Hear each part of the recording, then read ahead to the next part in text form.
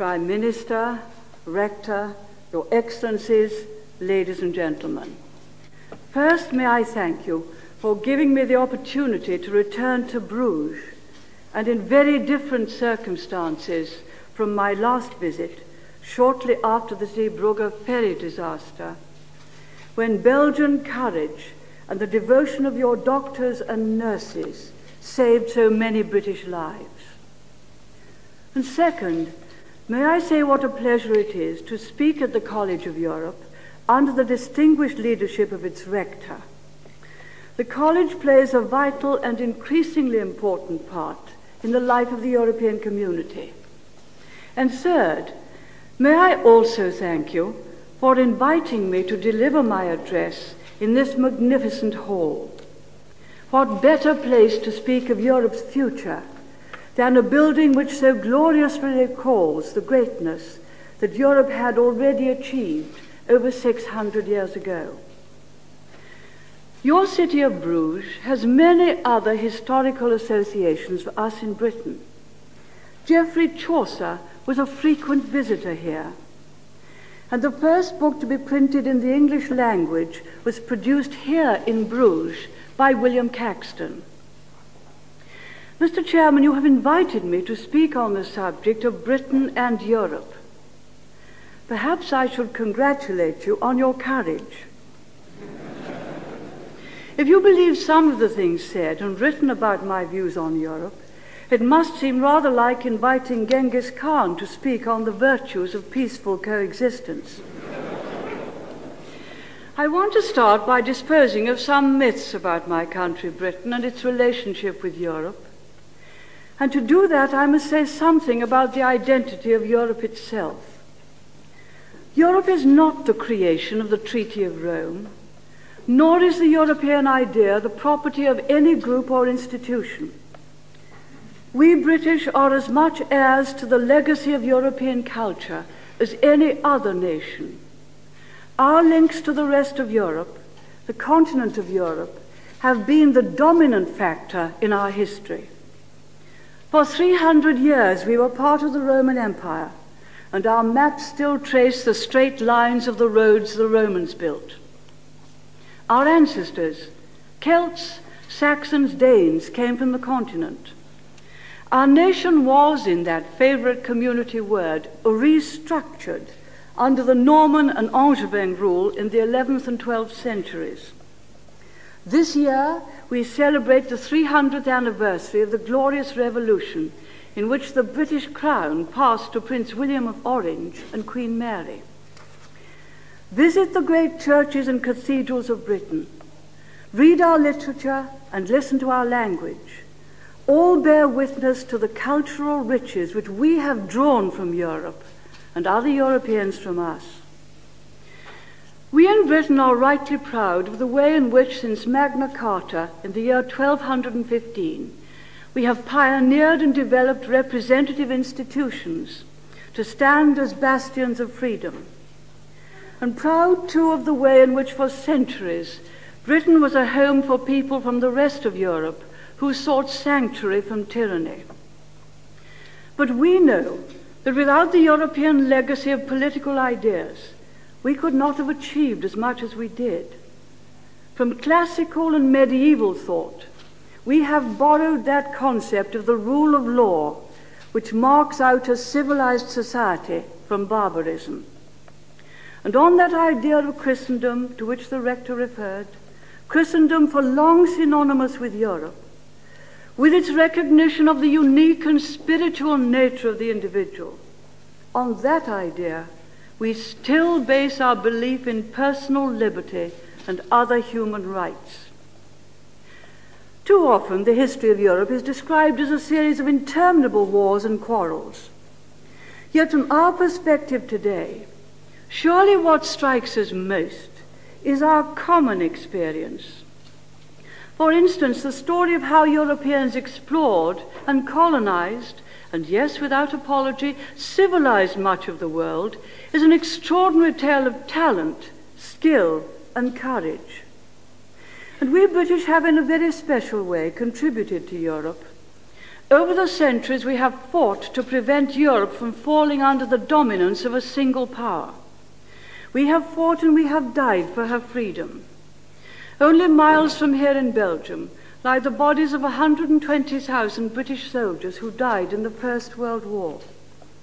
Had it not been for that willingness to fight and to die, Europe would have been united long before now, but not in liberty, not in justice. It was British support to resistance movements throughout the last war that helped to keep alive the flame of liberty in so many countries until the day of liberation. Tomorrow, King Baudouin will attend a service in Brussels to commemorate the many brave Belgians who gave their lives in service with the Royal Air Force, a sacrifice which we shall never forget. And it was from our island fortress that the liberation of Europe itself was mounted. And still, today, we stand together. Nearly 70,000 British servicemen are stationed on the mainland of Europe. All these things alone are proof of our commitment to Europe's future. The European community is one manifestation of that European identity, but it is not the only one. We must never forget that east of the Iron Curtain, peoples who once enjoyed a full share of European culture, freedom and identity have been cut off from their roots. We shall always look on Warsaw, Prague and Budapest as great European cities. Nor should we forget that European values have helped to make the United States of America into the valiant defender of freedom which she has become. This is no arid chronicle of obscure facts from the dust-filled libraries of history. It is the record of nearly 2,000 years of British involvement in Europe, cooperation with Europe, and contribution to Europe, a contribution which today is as valid and as strong as ever. Yes, we have looked also to wider horizons, as have others, and thank goodness for that, because Europe never would have prospered and never will prosper as a narrow-minded, inward-looking club.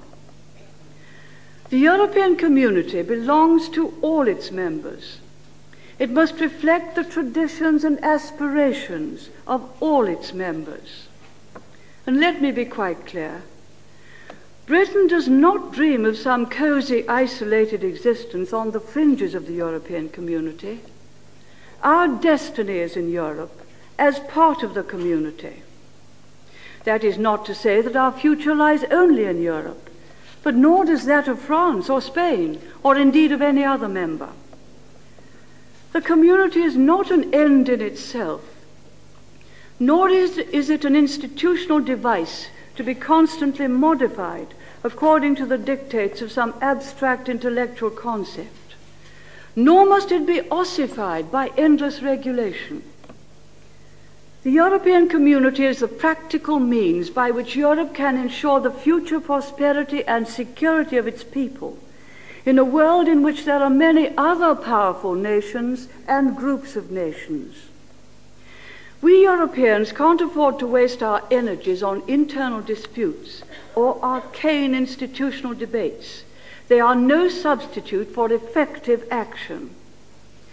Europe has to be ready both to contribute in full measure to its own security and to compete commercially and industrially in a world in which success goes to the countries which encourage individual initiative and enterprise rather than those which attempt to diminish them. This evening, I want to set out some guiding principles for the future, which I believe will ensure that Europe does succeed, not just in economic and defense terms, but also in the quality of life and the influence of its peoples. My first guiding principle is this: willing and active cooperation between independent sovereign states is the best way to build a successful European community. To try to suppress nationhood and concentrate power at the center of a European conglomerate would be highly damaging and would jeopardize the objectives we seek to achieve. Europe will be stronger precisely because it has France as France, Spain as Spain, Britain as Britain, each with its own customs, traditions, and identity. It would be folly to try to fit them into some sort of identikit European personality. Some of the founding fathers of the community thought that the United States of America might be its model. But the whole history of America is quite different from Europe. People went there to get away from the intolerance and constraints of life in Europe.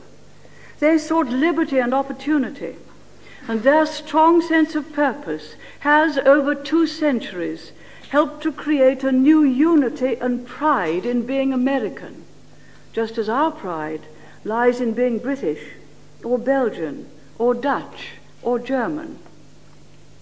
I am the first to say that on many great issues, the countries of Europe should try to speak with a single voice. I want to see us work more closely on the things we can do better together than alone.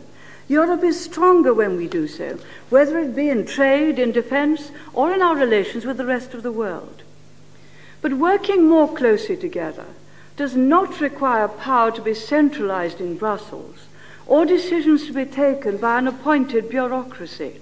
Indeed, it is ironic that just when those countries, such as the Soviet Union, which have tried to run everything from the center, are learning that success depends on dispersing power and decisions away from the center, there are some in the community who seem to want to move in the opposite direction. We have not successfully rolled back the frontiers of the state in Britain, only to see them reimposed at a European level, with a European superstate exercising a new dominance from Brussels. Certainly we want to see Europe more united and with a greater sense of common purpose. But it must be in a way which preserves the different traditions, parliamentary powers, and sense of national pride in one's own country.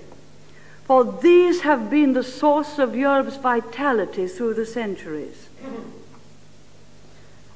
My second guiding principle is this: community policies must tackle present problems in a practical way, however difficult that may be.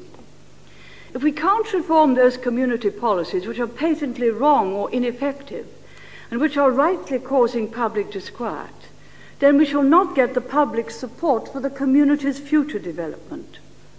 And that is why the achievements of the European Council in Brussels last February are so important. It wasn't right that half the total community budget was being spent on storing and disposing of surplus food. Now, those stocks are being sharply reduced. It was absolutely right to decide that agriculture's share of the budget should be cut in order to free resources for other policies, such as helping the less well-off regions and helping training for jobs.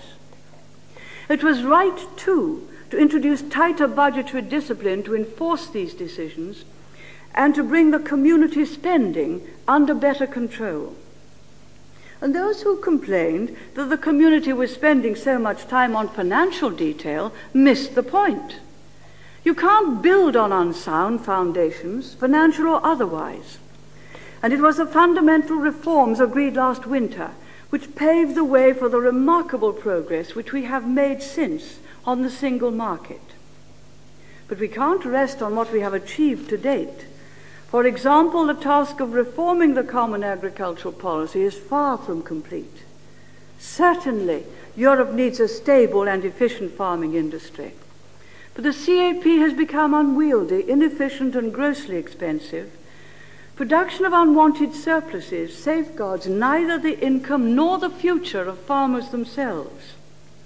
We must continue to pursue policies which relate supply more closely to market requirements and which will reduce overproduction and limit costs. Of course, we must protect the villages and rural areas, which are such an important part of our national life, but not by the instrument of agricultural prices. Tackling these problems requires political courage. The community will only damage itself in the eyes of its own people and the outside world if that courage is lacking.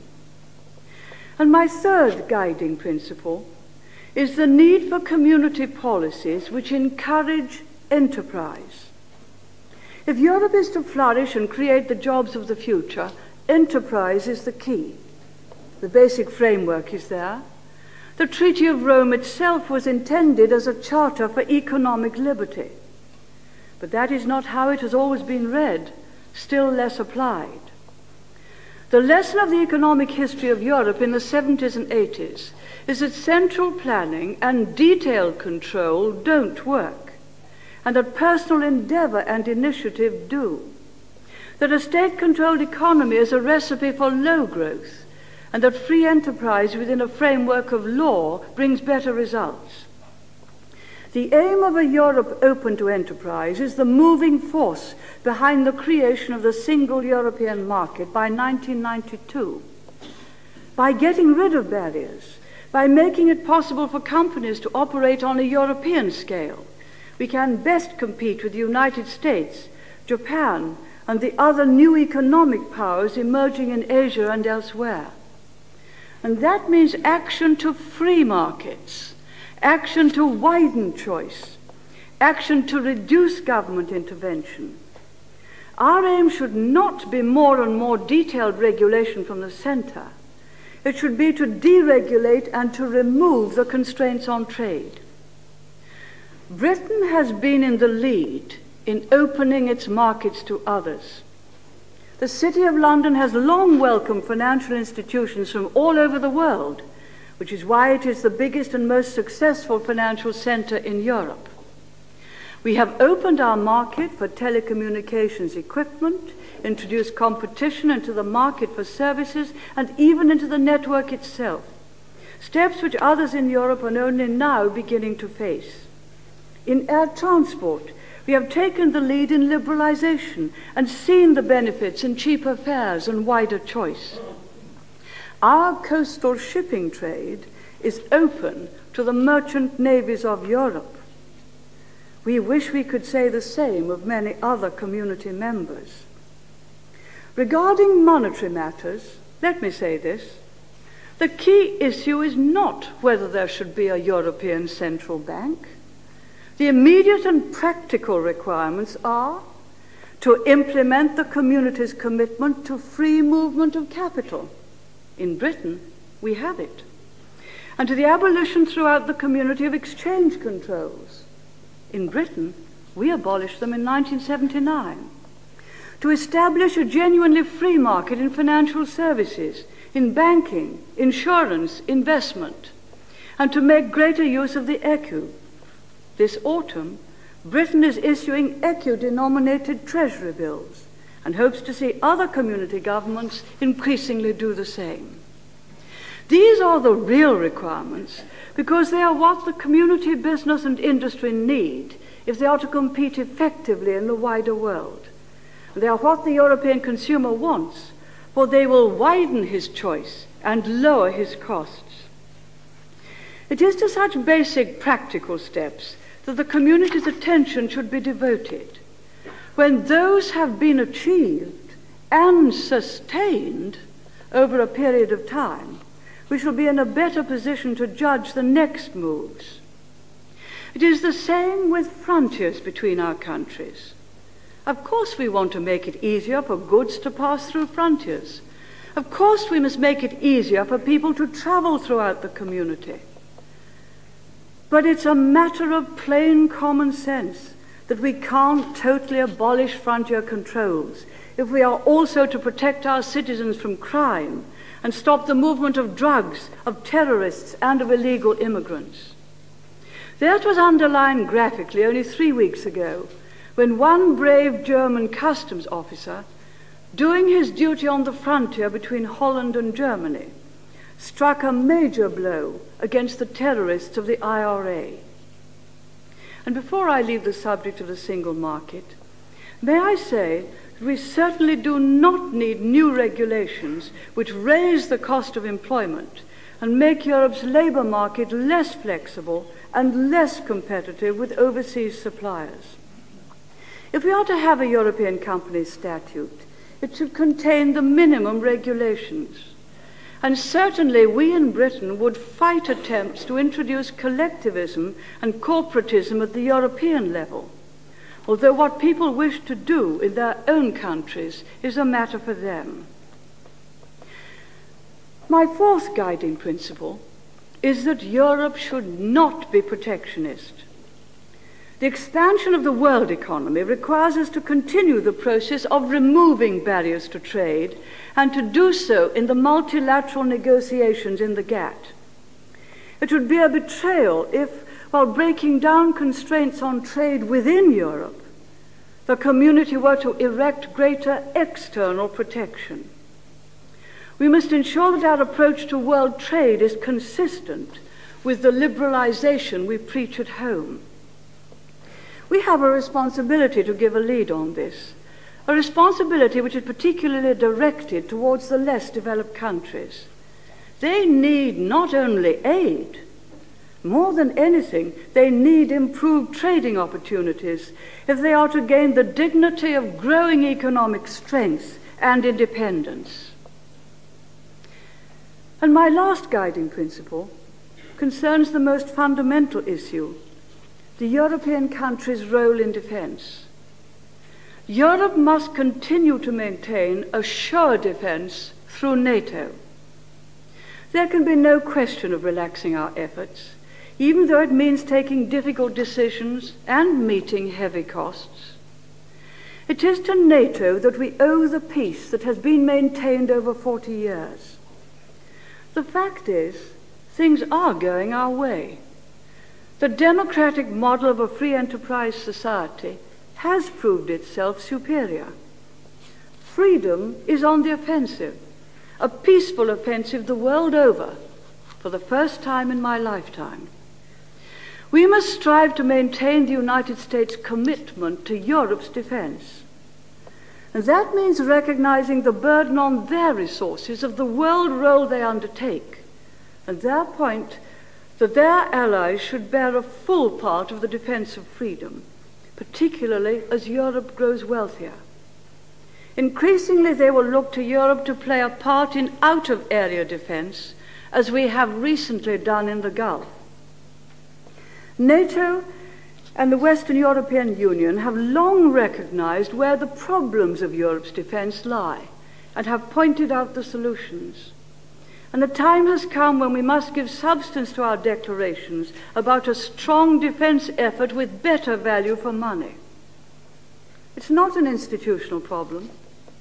It's not a problem of drafting.